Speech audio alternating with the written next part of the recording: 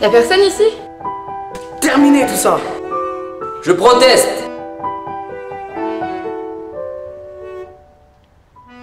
Caporal Wolf. Henry Himmler. Vieille juive! Jamais!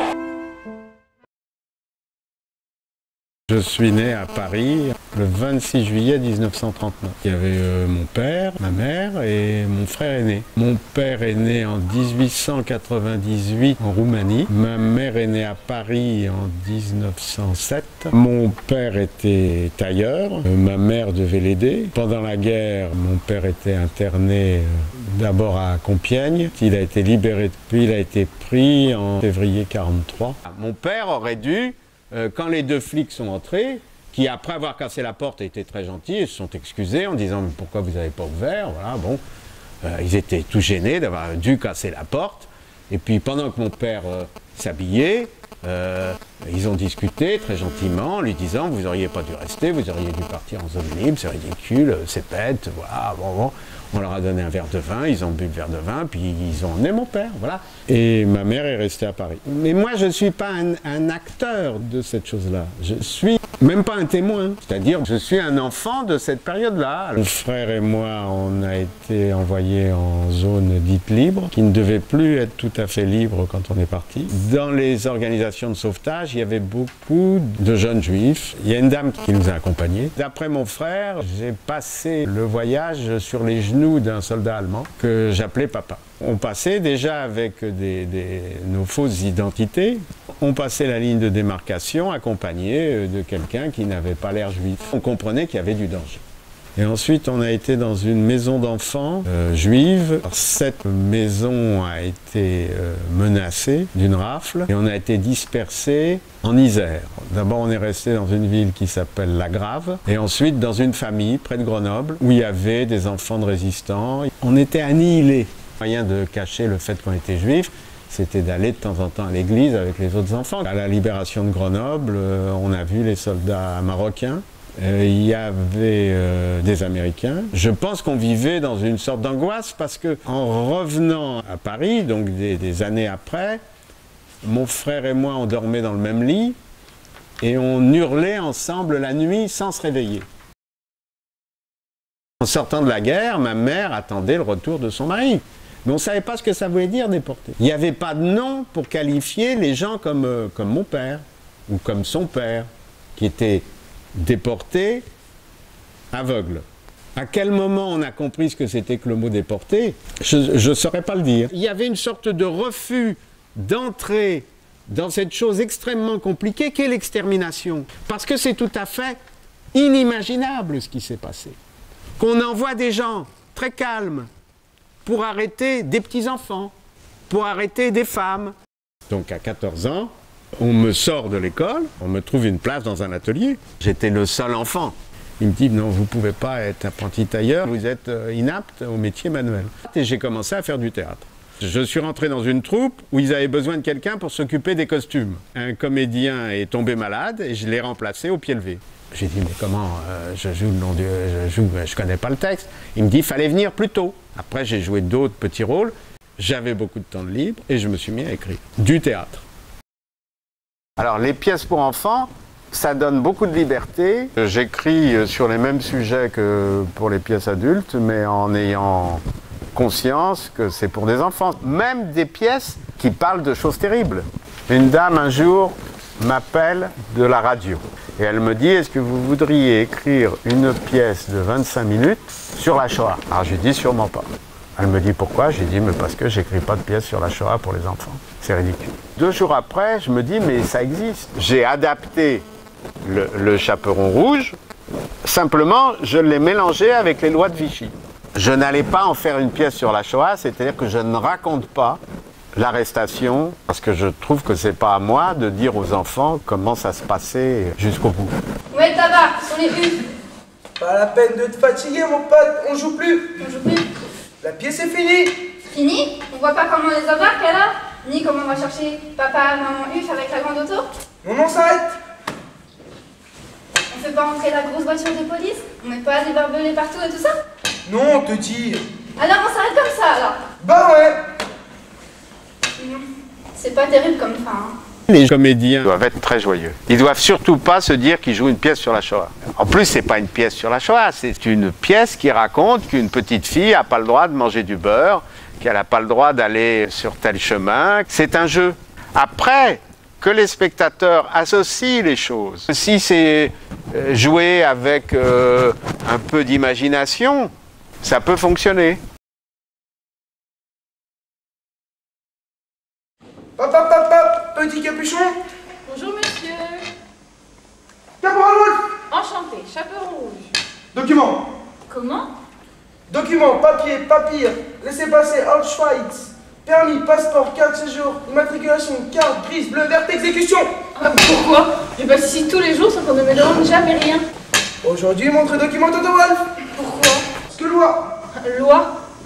Loi dit montre document Toto Wolf, exécution fixe rapide repos. Et c'est la loi depuis quand? Ce matin. Ah bon? Hey. Oui. Oh, qu'est-ce que Wolf voit là? Mon document? Exact. Et qu'est-ce que Wolf voit sur le document toi? Ma photo? Photo jolie, très jolie. Et qu'est-ce que Wolf voit d'autre sur le document toi? Mon nom, mon adresse. Exact, absolument exact. Petit capuchon vient quand chez papa maman? Je note. Et qu'est-ce que Wolf voit d'autre sur le document toi? Ma date de naissance. Exact. Et qu'est-ce que Wolf voit d'autre sur le document toi? Petit capuchon ne sait pas lire. Les grosses lettres et les petites si elles ne sont pas attachées. Laquelle lettre? U. U. Alors toi... Alors quoi? Si U, toi UF. Moi quoi? Si U sur document toi UF. C'est quoi UF? UF c'est UF. Sur document personnel toi Wolf, pas UF. Donc Wolf, pas UF. Et il y a quoi à la place du U sur le document Wolf? Rien. Le petit chaperon UF, je pouvais écrire ça en une après-midi. Alors que l'atelier, j'ai mis 5 ans, mais en ne faisant que ça. Mais le tragique, c'est un tragique, le tragique du quotidien et pas forcément le tragique de la tragédie des rois et des princes. J'ai joué Léon dans l'atelier, j'ai joué Simon dans Zone Libre. J'ai mis beaucoup de temps à écrire Zone Libre, oui, 10 ans. Mais en faisant beaucoup de choses. Quand elle se tait, tu trouves qu'elle se tait comme une vieille juive. Qu'elle se taise déjà, le reste on verra après. Quand elle lit cette Paris français, tu dis que c'est pire. Qu'elle fasse des gestes, comment font les muets. C'était pas la peine de se faire appeler Girard ou de s'offrir des faux paplats, fallait les attendre à la maison, c'est bien plus confortable. Je préfère finir la nuit dans une porcherie avec les truies et les porcs plutôt que de rester une minute de plus dans le même lit que toi. Parfait, à condition que les truies et les porcs d'ici acceptent les juifs. Allez, recouche-toi là, je bougerai plus, je dirai plus rien sur rien, promis. D'ailleurs, j'ai rien dit, qu'est-ce que je pourrais dire? Et qu'est-ce que tu voulais que j'en fasse, hein? Qu'est-ce que tu voulais? Pourquoi tu te mets à crier? Je sais même pas de quoi tu parles. Que je parte en zone libre avec mon petit rigolo de mari? Bah merci. Et que je la laisse seule à Paris? Ou que je la livre en passant à Bollard-Rolando à Pithiviers? Madame, faut bien faire respecter la loi, sinon... Moi, sous mon poids, je connais qu'une loi. Santé. Mais qu'est-ce qu'elle fait? Faut du blanc ou du 6 et elle met son double 4. Maman, faut du blanc ou du 6. Et si j'en ai pas?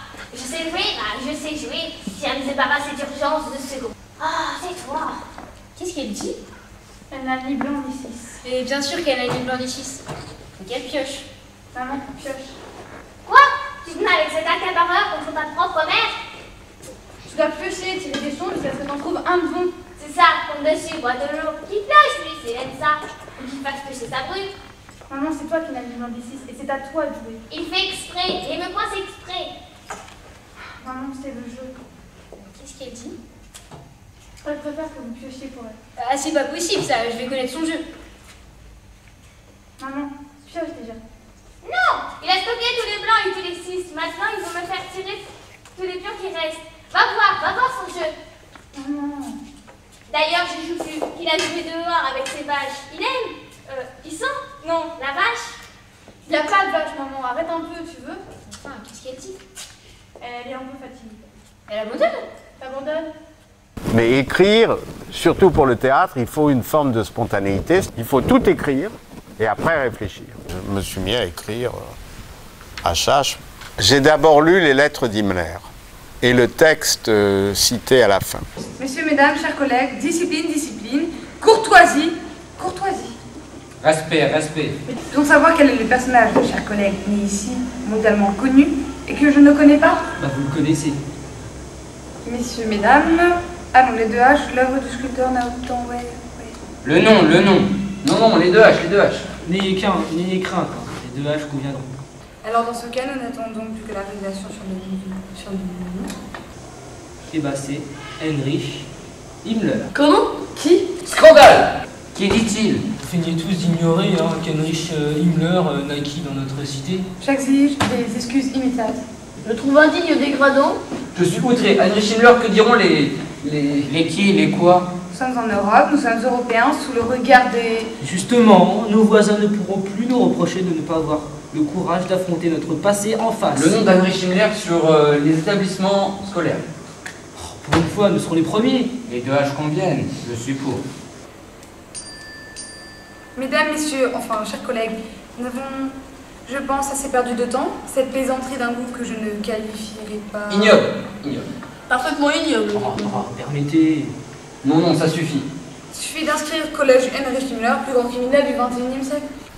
À la télévision, on voit Hitler hurler et on a l'impression qu'ils étaient fous. Or, ce n'étaient pas des délirants. C'était des gens qui avaient un discours. Ensuite, il y a eu les poèmes de Heine.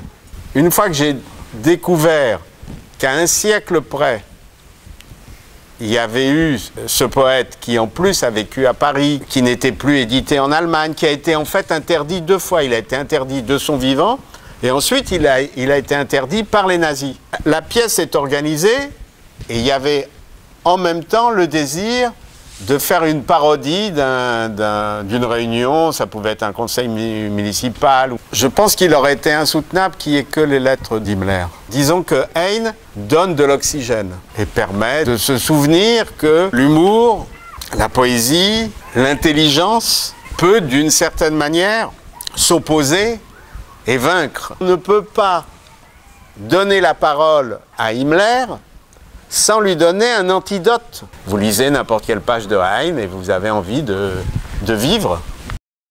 Pour entrer dans ce qu'on appelle aujourd'hui la Shoah, c'est par des mauvaises blagues qu'on a abordé la chose. C'est-à-dire qu'on ne se réunissait pas en disant on va parler de la Shoah, on disait des conneries. Et on n'aurait pas dit ces conneries, on n'en aurait pas parlé. Il ne s'agit pas de faire rire tout le monde avec la Shoah, c'est-à-dire que qu'un ancien déporté vous fasse rire, c'est une chose. Vous n'allez pas, vous, rire en lui disant « Ah, dis donc, tu as été déporté, tu devais être drôlement maigre. » Voilà. C'est lui qui va vous dire « Ben, on était comme ça. » Oui, on peut rire de tout. Voilà, on peut rire de tout. Il faut tourner les racistes et les antisémites en ridicule. C'est ma méthode. Quand j'ai commencé à écrire, je ne me suis pas dit « Il faut que je fasse rire les gens. » C'est-à-dire que ça sort comme ça. Le principe du rire, c'est tu dois faire rire ceux qui t'invitent. Plus c'est horrible ce que tu leur racontes, plus tu dois les faire rire. Imagine que tu as une grave maladie. Tu es invité chez des amis. Et tu parles que de ta maladie. Ils ne vont pas te réinviter. Mais si tu arrives à parler de ta maladie et à les faire rire, ils vont te réinviter. Quand tu écris pour le théâtre, il ne faut pas que tu perdes tes clients. Il y a des gens qui me disent « mais je ne comprends pas pourquoi les gens rient ». C'est pas comme quelque chose qui est construit pour faire rire. L'idéal, c'est que les gens ne sachent pas s'ils doivent rire ou pleurer et qu'ils fassent les deux en même temps. C'est à la fois fait pour rire et c'est fait pour pleurer aussi. C'est pas moi qui introduis de l'autodérision. C'est pas moi qui fais du théâtre absurde. C'est absurde. Et c'est quelque chose qui provoque un rire. Le rire n'est pas obligatoire. Si tu veux faire rire tout le monde, tu fais rire que des imbéciles. C'est-à-dire il faut que tout le monde comprenne la même chose au même moment. Alors très particulièrement à la télévision, j'ai dit que moi j'avais une solution à tous ces problèmes-là, c'était la conversion. Que tout le monde devienne juif, comme ça, tout le monde aurait de l'humour et tout le monde aurait de l'argent.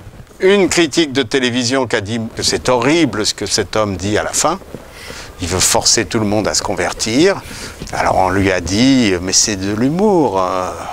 Et une dame qui m'a envoyé une lettre en me disant que j'étais pire que les nazis puisque je voulais que tout le monde devienne juif et qu'elle ne voulait pas le devenir et qu'en plus je disais que les juifs avaient tous de l'humour et avaient tous de l'argent, donc j'étais un antisémite. Ah, ça fait rire. Ça fait rire ceux qui veulent rire. Quand j'écris, je ne fais pas un devoir de mémoire. Je raconte ma vie. Et c'est à travers ça que ça devient un élément d'un récit plus général qu'on peut appeler les textes sur la Shoah.